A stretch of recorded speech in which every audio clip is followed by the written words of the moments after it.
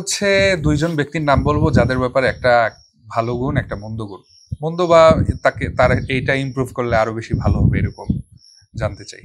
আপনার কথার ছলেই টেনে আনলাম। প্রথমে জানতে চাই হচ্ছে আপনার সহযোগী আহ, জয়নাল আবেদিন জিহাদি, তার সম্পর্কে তার একটা মানে ভালো গুণ এবং একটা ইমপ্রুভের কোন দিকটা আপনার কাছে মনে তার হয়? সবচেয়ে ভালো গুণ তার প্রোগ্রামে এনার্জি থাকে খুব হাই লেভেলে, যে কারণে দেখা যায় একটা সাংস্কৃতিক অনুষ্ঠানে যদি কোনো শিল্পী গোষ্ঠীর দাওয়াত না দিই, তার একা দাওয়াত দেওয়া হয়, হুম। পুরো প্রোগ্রামটারে সে জমায় রাখার মতো যোগ্যতা তার মধ্যে আছে।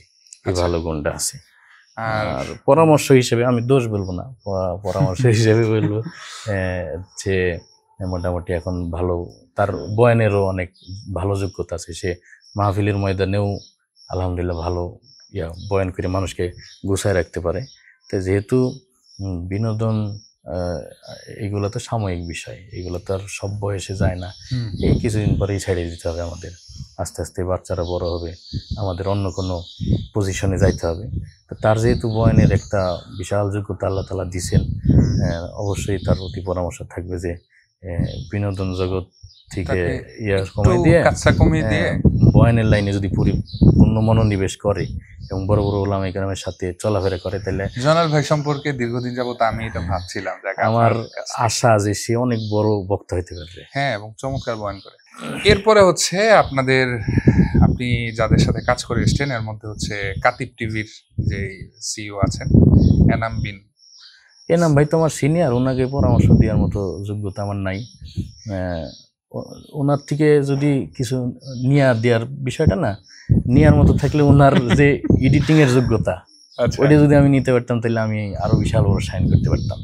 এমনকি একটা কৃতজ্ঞতা তার প্রতি আমার প্রকাশ করতেই হবে যে আমার যতগুলা মানে কোয়ালিটি সম্পন্ন কন্টেন্ট ওনার হাত দিয়ে হয়েছে। আচ্ছা। আমি তো এখনও মোবাইল দিয়েই করি, কিন্তু মানে এডিটিং দক্ষতাটা আমার মনে হয় ইসলামী সাংস্কৃতিক অঙ্গনে ওনার লেভেলের আমি এখনও কাউরে দেখি নেই। আচ্ছা। আচ্ছা। ওনার মানে এডিটিংটা এত সুন্দর পারফেক্ট হয়, বিশেষ করে কন্টেন্টের এডিটিং। জি।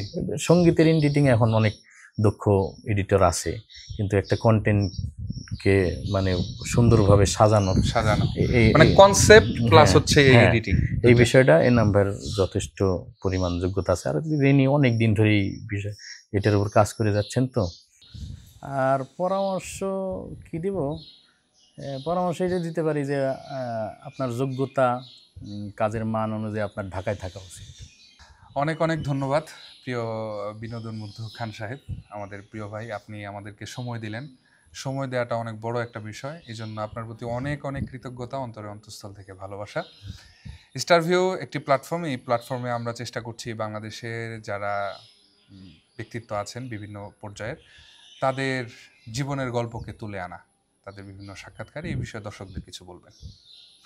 আলহামদুলিল্লাহ, আপনাকে অনেক ধন্যবাদ। আপনি অনেক কষ্ট করে আমার এলাকায় আসছেন এই সাক্ষাৎকার নেওয়ার জন্য। আপনিও তো আমার বন্ধু মানুষ, আপনার সাথে আমার সাংস্কৃতিক অঙ্গনে বিভিন্ন প্রোগ্রামে দেখা সাক্ষাৎ হয়। আপনার নাম যদিও দিল মোহাম্মদ সাব্বির, আপনার নাম বলতে গেলে আমার কাছে কেমন দিল মোহাব্বত সাব্বির এসে যায়, মানে একটা মোহাব্বত চলে আসে আপনার প্রতি। আর আপনার মধ্যেও আলহামদুলিল্লাহ যথেষ্ট বিনয়ী এবং ভদ্রতা দেখছি, যেটা খুব জরুরি আমাদের সাংস্কৃতিক অঙ্গনে। আমাদের সাংস্কৃতিক অঙ্গনে যে সমস্ত ওলামা ইকরাম অপছন্দ করে, তার মধ্যে অন্যতম একটা কারণ কিন্তু এই অহংকার। অনেক শিল্পীদের মধ্যে এই একটা অহংকার সুলভ ভাব আসার কারণে দেখা যায় কি বিভিন্ন প্রোগ্রামে যায় তারা তার থেকে সিনিয়র একজন আলেমকেও সম্মান দেয় না অনেক সময়। এমন একটা সমস্যা তৈরি হয়, যার কারণে আলেমদের কাছে তাদের প্রতি যে একটা স্নেহ ভালোবাসা থাকে ওইটা দূর হয়ে যায়। তো এইটা খুব জরুরি আমাদের ইসলামী সাংস্কৃতিক অঙ্গনে, বিশেষ করে এই সেলিব্রিটিজম দরকার নেই। কারণ আমাদের সাংস্কৃতিক অঙ্গনের কাজগুলোও তো আমরা খেদমত হিসেবেই করি। আর স্টারভিউ যেটা আপনার চ্যানেল, আপনার মিডিয়া, এটার মাধ্যমে আপনি বিভিন্ন সাংস্কৃতিক ব্যক্তিদের মানে ব্যক্তিগত জীবন এবং বিভিন্ন বিষয়গুলো আপনি তুলে ধরার চেষ্টা করেন দর্শকের কাছে। এটা ভালো একটা দিক। আপনার মিডিয়ার কাজটা আমাদের মতো ছোটোখাটো মানুষদের মধ্যে সীমাবদ্ধ না থেকে, বাংলাদেশে অনেক বড় বড় ওলামা ইকরাম আছেন যাদের জীবনটা আমাদের জন্য শিক্ষণীয়। আমরা তো হুট করে ভাইরাল হয়েছি, আবার হুট করে চলে যাবো, একসময় হারাই যাব। এবং আমরা যা করি এইগুলা মানুষের একটা সময় মনে থাকবে কি না জানি না, থাকলে আলহামদুলিল্লাহ। কিন্তু ওলামাই কেরামের যে অবদান আমাদের বাংলাদেশে এখনও অনেক ওলামাই কেরাম আছেন যাদের অবদান অনস্বীকার্য। জি বাংলাদেশে ইসলাম প্রচারের ক্ষেত্রে, দিন প্রচারের স্বার্থে তাদের ত্যাগ তিতিক্ষা, তারপরে সাপ্লাই অনেক আহত ওলামাই কেরাম আছেন যাদের খোঁজখবরও নেয় না। ওনাদের মতো মানুষদের সাথে যদি একটু মিডিয়ার মাধ্যমে হাইলাইট করা যায়, দেখা গেলো নজরে পড়লো বড়দের। খুব ভালো লাগলো আপনার পরামর্শ অনুযায়ী ইনশাল্লাহ আমরা এগোনোর চেষ্টা করব। আমাদেরকে সময় দিলেন, আমাদের সাথে ছিলেন আমাদের প্রিয় মানুষ, বিনোদন বন্ধু, যার বিনোদনের মাধ্যমে আমরা উপভোগ করতে পারি দিনের নানান বিষয়, সামাজিক নানান বিষয়, যার কথার মাধ্যমে, যার কন্টেন্টের মাধ্যমে আমরা মেসেজ পাই। সেই মহান মানুষ বিনোদন বন্ধু খান সাহেবের সাথে যারা এতক্ষণ ছিলেন, আপনাদেরকে অনেক অনেক কৃতজ্ঞতা জ্ঞাপন করে আজকের প্রোগ্রাম শেষ করছি। আমি দিল মাহমুদ সাব্বির। ভালো থাকবেন, সুস্থ থাকবেন, স্টার ভিউর প্রতিটি কন্টেন্টের সাথে থাকবেন, সেই কামনা রেখে আজকের প্রোগ্রাম এই পর্যন্তই। আসসালামু আলাইকুম ওয়া রাহমাতুল্লাহি ওয়া বারাকাতুহু।